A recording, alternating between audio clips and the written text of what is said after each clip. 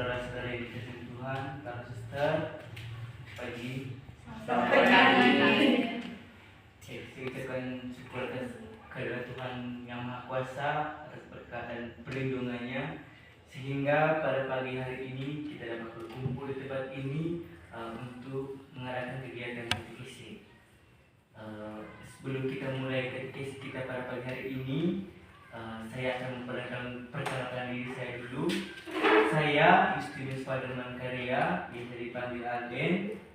Saya mahasiswa semester 3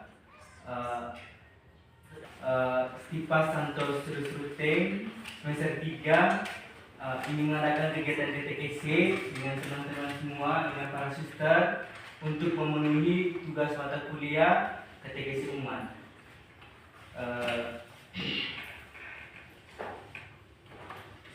Dari tema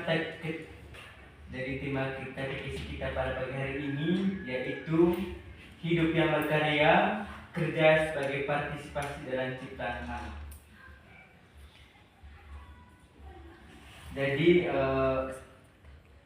marilah saudara-saudari, mari kita melalui pertemuan ini dengan menyanyikan lagu pembuka. Roh Kudus datanglah.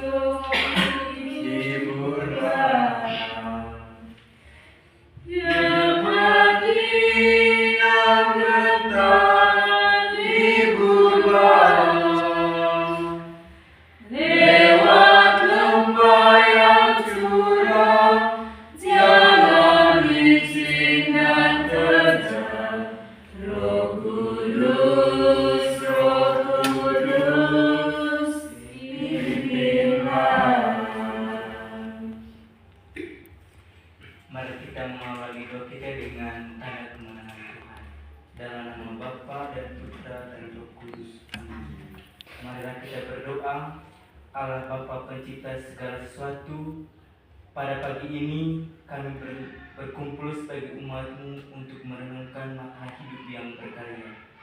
Kami bersyukur karena melalui kerja dan usaha kami setiap hari, Engkau mengundang kami mengambil bagian dalam karya penciptaan yang terus berlangsung. Bapa, bukalah hati kami agar mampu melihat bahwa pekerjaan bukan sekedar kewajiban, tetapi panggilan untuk ambil bagian dalam kebaikan dan kasih-Mu. Curahkan Roh Kudus-Mu ke dalam hati kami, agar kami mampu bekerja dengan jujur, tekun, dan penuh sukacita, sehingga setiap tugas yang kami lakukan menjadi persembahan yang memuliakan nama-Mu. Semoga katekesi ini meneguhkan kami sebagai kaum muda untuk semakin menyadari bahwa Engkau hadir dalam setiap pekerjaan kami maupun pelayanan kami bagi sesama. Jadikanlah pekerjaan-pekerjaan kami yang membawa damai, harapan, dan kehidupan bagi dunia sekitar kami. Demi Kristus Tuhan dan pengantara kami, sekarang dan selama-lamanya. Amin. Saudara-saudari yang terkasih, para suster, kita mendengarkan sebuah cerita singkat yang akan membantu kita masuk dalam tema katekesi kita pada pagi hari ini. Jadi judul ceritanya yaitu pemuda yang sederhana bekerja di bengkel dan proyek juga. Anu adalah seorang pemuda sederhana dari sebuah kampung Dehes di Kabupaten Manggarai. Setelah tamat SMK, ia tidak melanjutkan kuliah karena kondisi keluarga. Ia memilih bekerja di sebuah bengkel kecil di pinggir jalan. Setiap pagi sebelum berangkat, ia selalu membuat tanda salib dan berkata dalam hati, Tuhan, berkatilah pekerjaanku hari ini. Pekerjaan di bengkel tidak mudah. Ia sering terkena oli, tangannya lecet karena memutar baut, dan kadang menghadapi pelanggan yang marah karena motor mereka rusak parah. Namun, Ano menjalani semuanya dengan sabar. Ia belajar bahwa setiap motor yang dia perbaikinya akan kembali dipakai orang untuk mengantar anak ke sekolah, mencari nafkah, atau pergi kantor atau pergi ke sekolah. Baginya, kerja teknis tetapi melayani kehidupan orang lain. Suatu hari, seorang bapak tua datang dengan motor yang tidak bisa menyala. Setelah diperiksa, ternyata kerusakan cukup berat dan membutuhkan biaya besar. Melihat wajah gelisah bapak itu, Ano perlahan berkata, "Bapak, berapa bagian yang bisa diperbaiki tanpa beli batu? Nanti sisanya saya bantu dengan harga seminim mungkin." Bapak itu terharu. Motor itu satu-satunya adalah alat untuk membawa hasil kebun ke pasar. Tanpa motor itu, ia tidak bisa menjual apapun. Setelah bekerja hampir 2 jam, Ano berhasil menyalakan motor itu kembali. Bapak tua itu menggenggam tangan Ano dan berkata, "Anakku, Tuhan memberkati segala pekerjaan." Ano hanya tersenyum. Hari itu ia merasa bahwa tangannya telah dipakai Tuhan untuk menolong sesama. Beberapa waktu kemudian, Ano mendapat pekerjaan tambahan di sebuah proyek bangunan gereja paroki yang sedang direnovasi. Di proyek itu, ia membantu mengelas besi dan merangkai kerangka atap. Saat bekerja, ia merenung, "Aku cuma pemuda biasa, tetapi pekerjaan ini ikut membangun rumah Tuhan. Aku bekerja sama banyak orang, tetapi sebenarnya aku juga bekerja bersama Allah sendiri." Di sore hari, ketika tubuhnya lelah dan pakaiannya penuh debu, Ano sering duduk sebentar memandang bangunan gereja yang sedikit demi sedikit terbentuk. Ia merasakan kebanggaan sederhana, karya tangannya menjadi bagian dari sebuah tempat umat berkumpul, berdoa, dan mengalami kasih Allah. Bagi Ano, kerja bukan sekedar mencari uang, tetapi cara mengambil bagian dalam karya penciptaan dan pembangunan hidup bersama. Dan setiap pulang, ia merasakan hal ini. Walaupun pekerjaannya keras, Tuhan memakai dirinya untuk menghadirkan terang dalam dunia. Melalui tangannya kotor oleh oli dan tubuh yang letih lesu karena mengelas besi, Ano ikut mengambil bagian dengan karya besar Allah membawa kehidupan, memperbaiki yang rusak, dan membangun yang dapat memuliakan. Jadi itu sedikit cerita singkat untuk masuk dalam tema katekisi kita pada pagi hari ini. Jadi para suster, teman-teman semua, setelah kita mendengarkan cerita tadi, atau ceritanya sudah jelas atau belum? Sudah. Oke. Selanjutnya kita masuk dalam pertanyaan penuntun terkait dengan cerita yang sudah dibacakan. Jadi pertanyaan yang pertama yaitu, menurut para suster, saudara-saudari, apa yang terjadi dalam cerita di atas tadi? Setelah kita mendengar tadi apa yang terjadi dalam cerita tersebut, apa yang dialami oleh anak tadi? Oke, dari Baik, sebelumnya terima kasih atas kesempatan yang diberikan kepada saya. Menurut saya, dari cerita yang sudah kita dengarkan bersama tadi, Ano itu selalu memulai kegiatan itu dengan berdoa, dan dia selalu bersyukur atas apa yang diberikan oleh Tuhan kepadanya, entah itu pekerjaan ataupun yang lain. Itu sudah dari saya. Terima kasih. Oke, dari saudari Sisil. dari saudari Sisil tadi, Ano itu setiap memulai segala pekerjaannya di bengkel ataupun dimanapun, dia selalu doa dulu sebelum bekerja. Itu yang terus dia lakukan sebelum bekerja. Mungkin ada lagi dari Ariska. Baik, terima kasih kesempatan. Anu itu memiliki pribadi yang tulus, ikhlas. Kalau saya melihat hidup kita di zaman sekarang, sebelum orang bekerja, orang tahu berapa besar upah itu.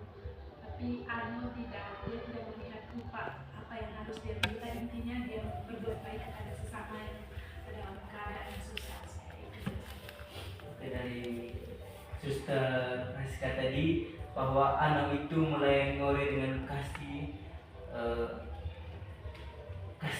dan anak itu tidak melihat bahwa seberapa besar upah yang dia terima, tetapi ia selalu menerima seadanya atau apa yang dipunya dari pelanggannya, itu saja yang dia terima.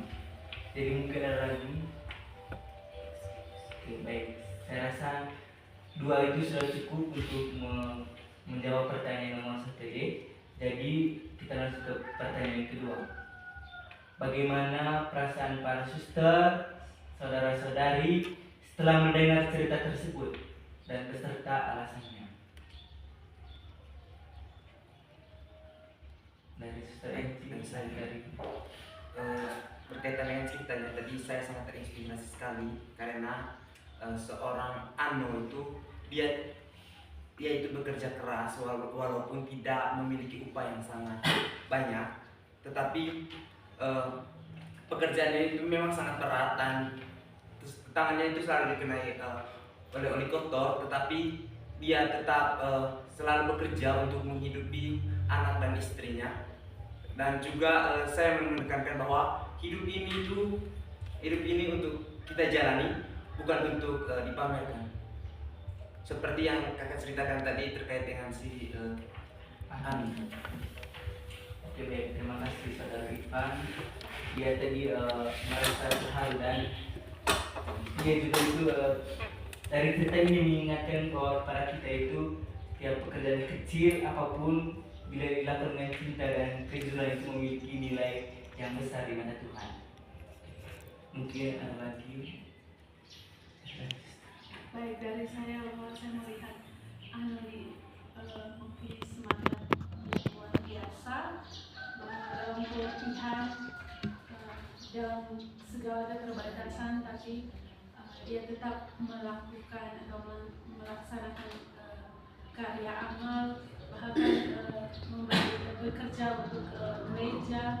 Tapi di dalam keletihannya itu dia memandang karya yang dia kerjakan, dan juga dia tidak memandang berapa besar penghasilan yang harus diterima. Di sini saya melihat bahwa Ano bekerja bukan untuk mencari uang, tetapi menanamkan kebaikan terhadap sesama, terhadap kehidupan sosial, bahwa dia tidak, kalau dalam cerita tadi bahwa dia melihat suatu pekerjaan itu adalah tanggung jawabnya untuk sebagai ciptaan Tuhan untuk merawat atau lingkungan dengan memberi dirinya terlibat dalam pembangunan gereja. Terima kasih Kak Suster. Kakak Suster tadi melalui cerita itu tadi anak itu sangat semangat luar biasanya itu, walaupun dia sangat capek, letih lesu, tetapi dia selalu menjalankan pekerjaannya dengan tulus, walaupun banyak sekali tantangannya atau sedikit saja upahnya, tapi dia tidak menilai bahwa upah itu besar bagi dia. Oke, mungkin ada lagi atau sudah? Oke, saya rasa dua jawaban itu juga sudah cukup untuk menjawab pertanyaan nomor kedua. Selanjutnya kita masuk dalam pertanyaan ketiga, yaitu menurut Pak Mister dan saudara-saudari, apa pesan untuk kita semua dari cerita yang sudah dibahasakan tadi untuk kehidupan kita selanjutnya? Oke, dari menurut saya pesan dari cerita tersebut, kita mengerjakan sesuatu atau menolong orang tanpa pamrih, memberi waktu, meluangkan tenaga kita pada orang lain secara tulus. Itu saja. menurut Saudara Encik tadi, kita itu mengerjakan sesuatu itu tidak perlu ada biayanya atau tanpa pamrih. Kita itu melayani orang itu dengan setulus hati. Oke, mungkin ada lagi dari Kak Putri. Kalau dari saya itu pesannya itu kalau kita melakukan pekerjaan jangan menunggu imbalan dari orang atau untuk mendapatkan pujian dari orang. Oke, dari Kak Putri tadi, setiap pekerjaan itu bukan untuk dipuji oleh orang, tetapi untuk demi kebaikan kita bersama ya. Jadi itu sudah cukup untuk menjawab pertanyaan nomor 3. Saya ada ringkasan sedikit terkait dengan jawaban dari para suster, dari Kakak Putri tadi dengan cerita tersebut tadi. Oke, baik, saya sedikit meringkaskan ceritanya. Baik, para suster, saudara-saudari yang terkasih dalam Kristus, setelah kita mendengarkan cerita tadi, kita diajak untuk merefleksikan cerita tersebut agar kita dapat menyadari bahwa kehadiran Allah bukan hanya doa di gereja, tetapi juga dalam kerja sehari-hari di bengkel melalui dentingan palu sorak kompresor dan pekerjaan yang membuat tangannya kotor. Ia belajar bahwa kerja yang dilakukan dengan cinta, jujur, dan tanggung jawab adalah cara mengolah talenta yang Tuhan anugerahkan kepada kita. Melalui kisah ini kita belajar bahwa kerja menjadi berharga dan berani apabila dilakukan dengan hati yang terarah kepada Tuhan. Setiap pekerjaan kita adalah kesempatan untuk ikut serta dalam karya penciptaan Allah. Allah bekerja menjaga dan memelihara dunia, dan manusia diundang untuk mengambil bagian di dalamnya melalui kerja yang jujur, setia, dan penuh kasih. Ketika kita bekerja dengan hati yang dekat dengan Tuhan, maka kerja kita juga menjadi bagian dari karya besar Allah untuk kehidupan kita selanjutnya. Manusia itu diciptakan menurut gambar Allah dan rupa Allah. Manusia yang diciptakan menurut gambar Allah dipanggil untuk melanjutkan karya penciptaannya dengan menguasai, mengolah, dan menaklukkan bumi, baik bersama maupun untuk satu sama lain. Melalui pekerjaan kita, manusia menggunakan akal budi dan kemampuan kodratnya untuk melanjutkan, memelihara, dan menyempurnakan ciptaan Allah. Oke, baik. Itu saja penegasan dari saya selaku fasilitator terkait dengan cerita dan jawaban pertanyaan penuntun dari para suster dan saudara-saudari. Oke, selanjutnya kita menimba inspirasi dari kitab suci. Untuk itu saya minta salah satu peserta untuk membacakan Injil Lukas bab 10 ayat 38 sampai 42. Semoga Tuhan beserta kita. Inilah Injil Tuhan kita Yesus Kristus menurut Lukas. Ketika Yesus dan murid-muridnya dalam perjalanan, tibalah ia di sebuah kampung. Seorang perempuan yang bernama Marta menerima dia di rumahnya. Perempuan itu mempunyai seorang saudara yang bernama Maria. Maria ini duduk dekat kaki Tuhan dan terus mendengarkan perkataannya, sedangkan Marta sibuk sekali melayani. Ia mendekati Yesus dan berkata, "Tuhan, tidakkah Engkau peduli bahwa saudaraku membiarkan aku melayani seorang diri? Suruhlah dia membantu aku." Namun Tuhan menjawabnya, "Marta, Marta, engkau khawatir dan menyusahkan diri dengan banyak hal, tetapi hanya satu saja yang perlu. Maria telah memilih bagian terbaik yang tidak akan diambil dari dia." Demikianlah sabda Tuhan.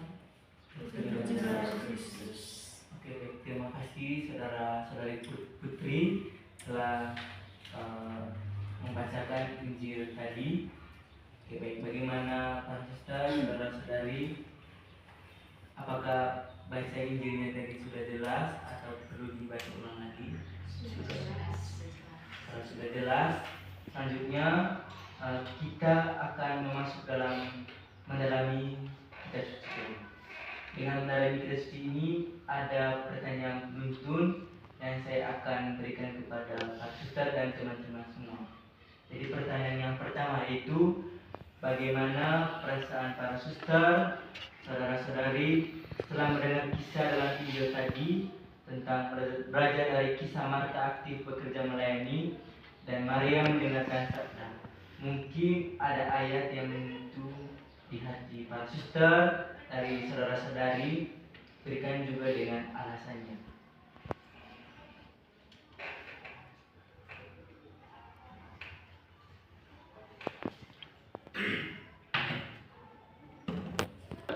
Mungkin ada dari para suster, teman-teman semua yang ingin menjawab pertanyaan yang pertama.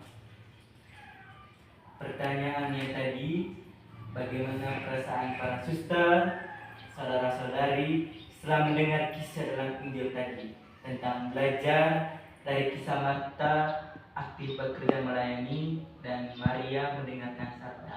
Mungkin ada ayat yang menyentuh hati para suster, saudara-saudari, berikan juga dengan alasannya. Baik, terima kasih atas kesempatan yang diberikan. Dari bacaan tadi, ayat yang menyentuh bagi saya itu di ayat 40. Di sini saya merasa sedih karena di sini itu mengingatkan kepada saya, sesibuk apapun dalam pekerjaan saya sehari-hari itu, saya harus meluangkan waktu itu untuk Tuhan, karena waktu untuk Tuhan itu yang lebih baik daripada mementingkan kepentingan pribadi saya. Oke, baik, terima kasih Kak Suster. Mungkin ada lagi. Baik, dan saya tentang ayat 40 itu tentang Maria itu duduk dekat kaki Tuhan dan terus mendengarkan perkataannya, sedangkan Marta sibuk sekali melayani. Dan juga ayat yang jawaban Tuhan kepada Marta itu, Marta, Marta, engkau khawatir dan menyusahkan diri dengan banyak perkara, tetapi hanya satu saja yang perlu. Maria telah memilih bagian yang terbaik yang tidak akan diambil daripadanya. Ayat ini saya mengambil dua posisi, baik sebagai Marta maupun sebagai Maria, bahwa dalam kehidupan sehari-hari saya tidak selamanya menjadi Maria, tetapi saya juga perlu menjadi Marta. Tetapi kadang kesibukan saya terhadap duniawi itu terlalu padat sehingga itu akan mempengaruhi emosi, ketidakstabilan dalam emosi dalam menghadapi setiap kesulitan dan tantangan. Tapi kalau ketika saya ada keseimbangan antara bekerja dan berdoa, maka saya yakin bahwa segala sesuatu akan berjalan dengan baik dan damai. Baik, terima kasih Kak Suster. Mungkin ada lagi atau sudah cukup untuk menjawab pertanyaan yang mana itu? Oke, kita lanjut dengan pertanyaan yang kedua, yaitu bagaimana menurut para suster, saudara-saudari, bagaimana cara kita menyeimbangkan doa dan kerja dalam kehidupan kita sehari-hari? Mungkin dari Adi. Baik, terima kasih atas kesempatan yang diberikan kepada saya. Secara pribadi, saya menyimakkan doa dan doa dan bekerja itu tidak ada jauh dari cerita tentang Arno tadi, bahwa sebelum bekerja dia berdoa. Iya. Itu merupakan bentuk keseimbangan antara doa dan bekerja. Awali dengan doa, lalu mulai bekerja. Tadi akhiri dengan doa. Saya, Oke, dari saudara Afri. menurut saya menyeimbangkan doa dan bekerja. Di sini doa itu langkah awal untuk memulai pekerjaan. Seperti tertera pada Lukas bab 11 ayat 9. Di sini Tuhan berkata, mintalah maka akan diberikan kepadamu, carilah maka kamu akan mendapat, ketuklah maka pintu akan dibukakan bagimu. Sebab setiap orang yang meminta menerima, setiap orang yang mencari mendapat, yang mengetuk baginya pintu dibukakan. Di sini menurut saya dengan kita berdoa meminta kepada Tuhan, Tuhan akan membukakan jalan, apalagi berdoa untuk pekerjaan. Baik, terima kasih dari Putri. Oke, dari saudara Dari saya, bagaimana cara kita menyimbangkan doa dan bekerja itu, walaupun kita memiliki bekerja itu sangat padat sekali dan tidak ada waktu untuk berdoa. Itu kita semua ketahui bahwa dalam bekerja itu juga kita adalah doa, di mana dalam bekerja itu jika kita itu bekerja dengan jujur, tekun, itu namanya adalah bersyukur kepada Tuhan, yang dimana saat kita bekerja pun itu adalah doa, walaupun kita tidak datang langsung kepada Tuhan dan kita langsung, tetapi dalam bekerja itu adalah sebuah doa. Terima kasih saudara Ivan. Mungkin cukup 3 itu saja jawaban pertanyaan penuntun kedua. Selanjutnya pertanyaan penuntun yang ketiga itu, menurut para suster, saudara-saudari, apa yang ingin Tuhan ajarkan kepada kita melalui sikap Maria yang duduk mendengarkan sabda?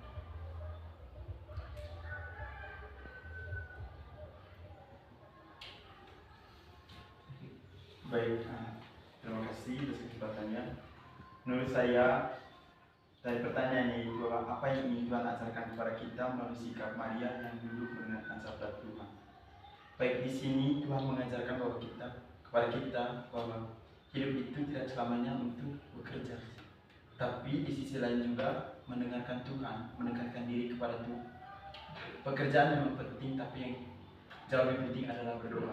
Karena berdoa itu adalah fondasi dari sebuah kehidupan. Ketika kita mau memulai suatu kehidupan, berarti diawali dengan berdoa. Berarti tadi Tuhan mengajak kita untuk selalu berdoa dan mendekatkan diri kepada-Nya. Oke, baik, terima kasih saudara. Oke, dari suster. Baik, kalau dari saya tentang apa yang kita pelajari, apa yang kita perlu belajar dari tindakan Maria, bahwa dengan berdoa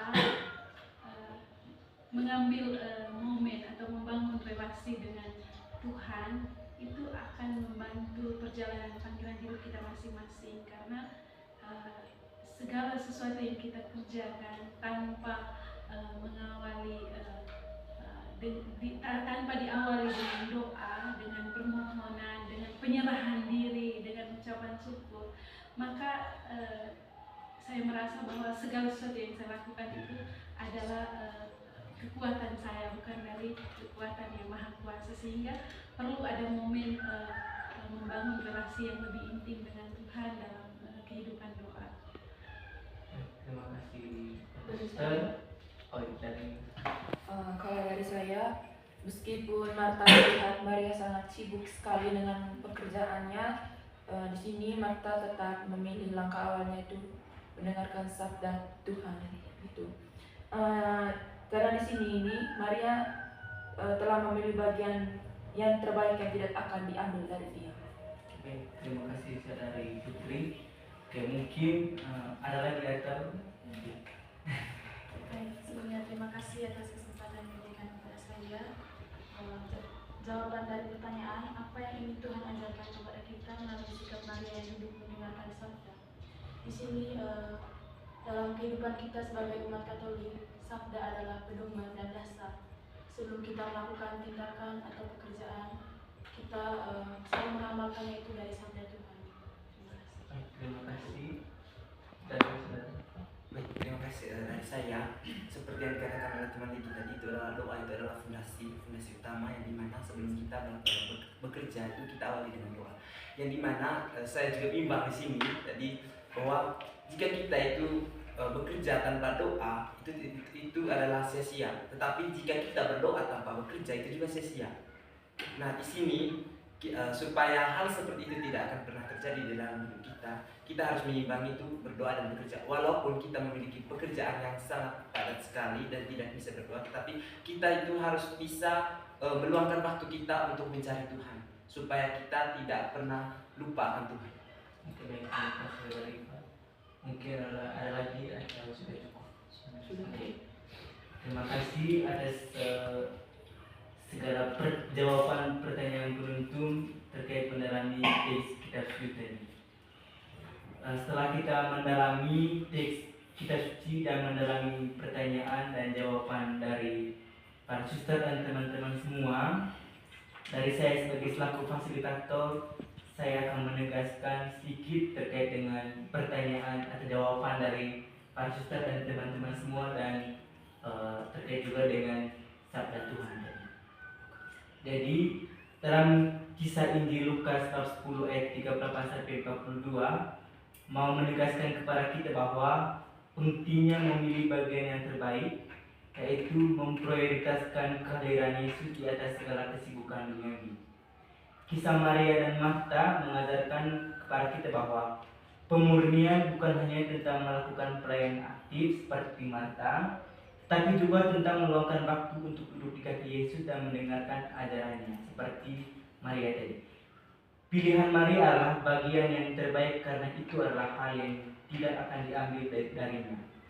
Menekankan bahwa belajar dan bersekutu dengan Yesus adalah landasan dari segala pelayanan yang tak pernah terpisahkan.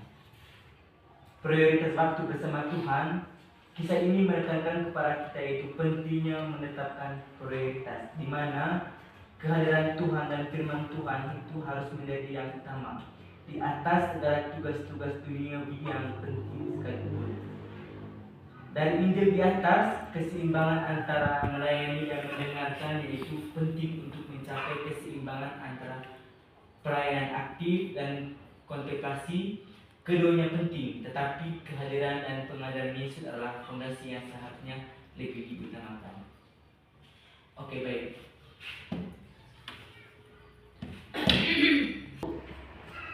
Baik, para suster, saudara-saudari yang terkasih, setelah kita mendengarkan cerita, mendengarkan firman Tuhan dan mendalami setiap pertanyaan, kita masuk ke dalam sesi yaitu aksi konkret atau aksi nyata untuk kehidupan kita sehari-hari. Mungkin dari para suster, dari saudara-saudari ada aksi nyata atau aksi konkret. Aksi nyatanya dari saya itu, kalau semisalnya itu hari Tuhan, misalnya itu hari Minggu, sebanyak apapun, sesibuk apapun pekerjaan kita itu, kita tetap ingat akan Tuhan, pergi ke gereja setiap minggu, karena rezeki itu datangnya itu dari Tuhan, bukan dari manusia.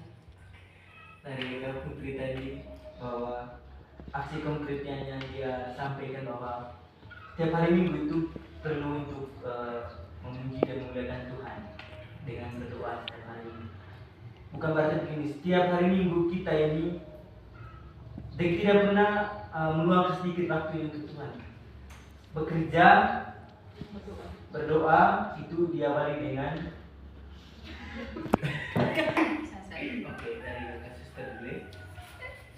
Baik, dari saya. Baik,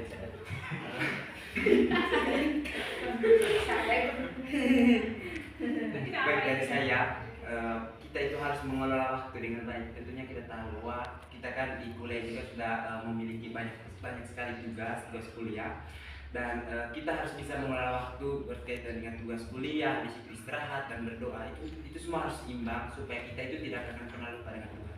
Itu yang pertama. Terus yang kedua itu seperti yang saya katakan tadi bahwa bekerja itu adalah itu suatu berdoa juga, yang dimana itu jika kita bekerja itu dengan jujur, dengan tekun dan penuh dengan tanggung jawab, itu pun dengan kita saat ujian, jika kita itu saat kita kerja tugas itu harus bisa tanggung jawab dengan soal-soal dan tidak boleh menyontek, karena saya lihat selama ini banyak sekali orang-orang yang jujur saja bahwa banyak sekali orang-orang yang nyontek pada saat ujian, dan itu adalah hal yang sangat-sangat tidak baik sekali bagi kita yang saat ini bagi mahasiswa ya. Tetapi telah menceritakan atau menawarkan aksi konkret dari kita suster tadi. Tidak mengurangi dari saudara dan saudari yang telah memaparkan aksi konkretnya tadi, tidak lari jauh, ini sangat nyata dekat dengan kita. Menurut saya, bagaimana di HP kita itu, apakah ada aplikasi e-Katolik dan apakah kita menggunakan itu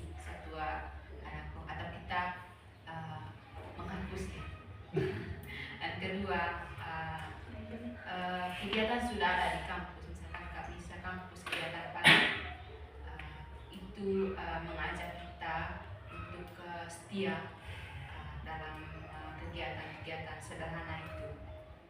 Oke, baik, terima kasih Kak Suster. Mungkin sudah cukup ya Sudah. 3 aksi konkret atau aksi nyata untuk kehidupan kita selanjutnya. Oke. Oke, baik. Setelah kita mendengarkan cerita dan mendalami cerita dan mendengarkan sabda Tuhan dan mendalami sabda Tuhan dan juga ada aksi konkretnya tadi, sekarang kita masuk di dalam doa permohonan. Saya minta kepada yang sudah menceritakan pengalaman akan membawa kita dalam doa permohonan. Mari kita berdoa. Terima kasih Tuhan atas penyertaan, dan kami juga mohon penyertaan Roh Kudus-Mu untuk selalu mengajari kami agar kami tidak hanya sibuk bekerja, tetapi juga menyediakan waktu untuk mendengarkan Engkau. Marilah kita memohon. Ya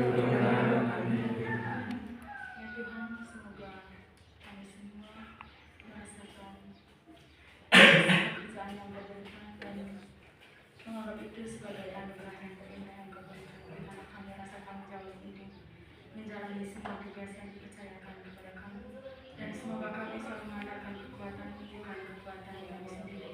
Marilah kita mohon. Kabulkanlah doa kami ya Tuhan.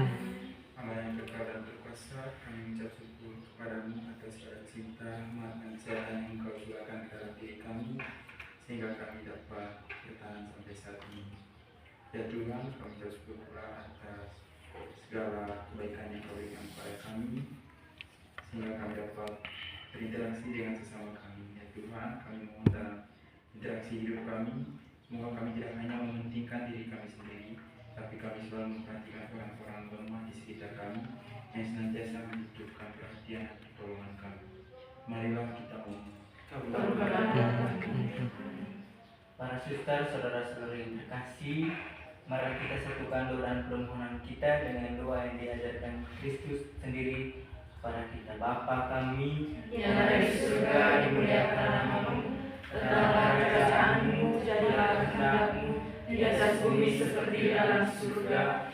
Berilah kami rezeki pada hari ini, dan ampunilah kesalahan kami, seperti kami pun mengampuni yang bersalah kepada kami.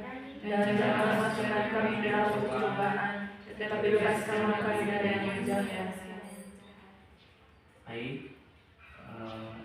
Para suster, saudara-saudara yang terkasih dalam Tuhan, saya mengucapkan terima kasih yang sebesar-besarnya kepada para suster semua dan saudara-saudari telah meluangkan waktunya untuk berpartisipasi dalam kegiatan katekisi pada pagi hari ini. Jadi semoga setelah kita mengikuti katekisi hari ini, kita semua dapat menjadi teladan dari sikap Marta dan Maria dalam kehidupan kita sehari-hari. Lanjutkan dengan doa penutup. Marilah kita berdoa. Allah Bapa yang Maha Baik, puji dan syukur tak lupa kami panjatkan kehadirat-Mu atas penyertaan-Mu sepanjang katekisi ini berlangsung, mulai dari awal, pertengahan hingga akhir. Kami juga berterima kasih untuk kebersamaan yang boleh kami alami di dalam golongan kelas ini. Bantulah kami agar kegiatan katekisi pada hari ini dapat berubah dan meladani sikap Maria dan Marta dalam kehidupan kami sehari-hari. Semoga semua doa ini kami serahkan ke dalam tangan-Mu lewat perantaraan Kristus Tuhan kami. Amin. Lagi. Terima kasih Tuhan untuk kasih setiamu yang ku alami dalam hidupku. Terima kasih Yesus untuk kebaikan-Mu sepanjang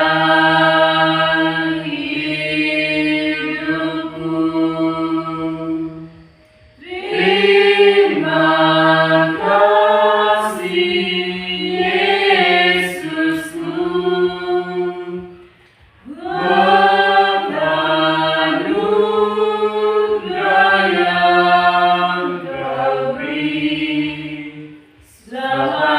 kasih.